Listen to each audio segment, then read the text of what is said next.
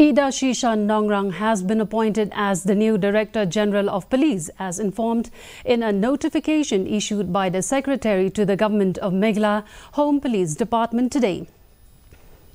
Nongrang is the first woman to hold the top position in the police force in Meghalaya. She is a 1992 batch IPS officer and has been appointed as DGP for 2 years. Yesterday, Deputy Chief Minister Preston Tinsong, while speaking to reporters, informed that the government had sent a proposal to the Election Commission and they are awaiting their reply. Regarding the investigation into the alleged misuse and tampering of the vehicle registration number plate by Meghalaya Director General of Police, Tinsong informed that the police have started the investigation. Very important post in Assam. They already shown their disinterest. They don't want to come to Meghalaya, okay, for that post of DGP. And the left is with three.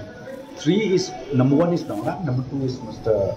I forgot the name. So these three were ultimately in the list. 3-4 days back, we already said the proposal to the Election Commission, and we are awaiting the approval of the Election Commission. If we receive today or tomorrow, appointment will be made. So now the case has been registered and the investigation has just started.